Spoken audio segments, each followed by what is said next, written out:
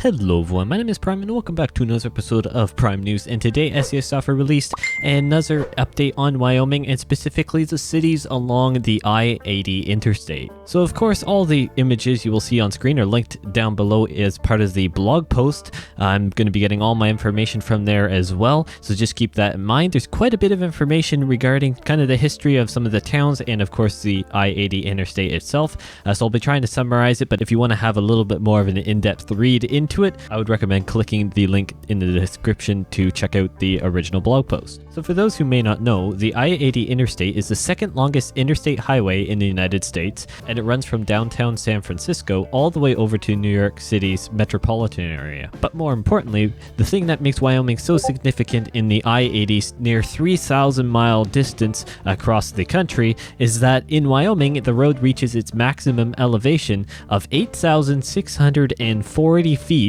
which is about 2,700 meters above sea level. So on screen, you're besides the highway itself, you're also going to be seeing quite a few of the towns that are coming in the Wyoming DLC and that are along the I-80 Interstate as it goes through the state of Wyoming. So one of the cities, of course, since we're kind of talking about the elevation here, is Laramie. Now I know I probably said that wrong, and I'm probably going to say that for quite a few different cities. I've always struggled with some of these town and city names, but I do my best. And Laramie is situated on the high plains in southeastern Wyoming. And from the screenshots, you can tell that they're definitely putting an emphasis on the history, basically every corner, and they're definitely trying to get local culture into the game, which is definitely a big point of this. And if you move a little bit more to the west of the state, you've got the city of Rollins, which is actually named after a general, John A. Rollins, who proclaimed the local water as the most refreshing drink he had ever had.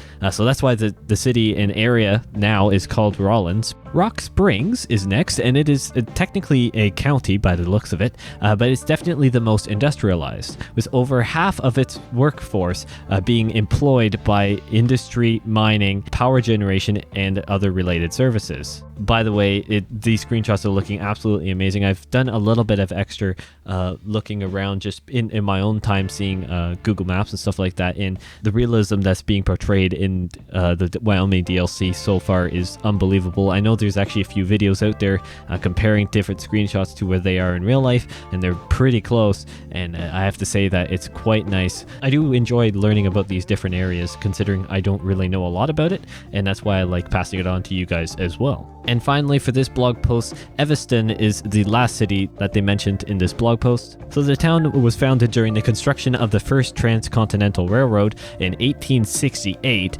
The area was an important trading location for over 100 years, with massive growth arriving during an oil boom in the 1980s. And you may be wondering, hey, they've forgotten about the capital city of Wyoming. No, they haven't. That will be part of a special future blog post they have said down at the bottom of this blog post.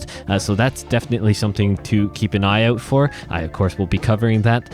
So you'll want to keep an eye out here if you want to learn about some more of the capital city, and of course, whenever Wyoming actually gets released. So thank you guys so much for watching this possibly a little bit longer episode of Prime News. There's a decent amount of information that I didn't want to skip over. Again, if you want to check out some of the extra stuff that I didn't bother putting in, go ahead and check it out in the blog post. I really didn't leave a whole lot out, but I just had to kind of pick and choose what was the best information. So thanks again for watching, and I will see you in the next one.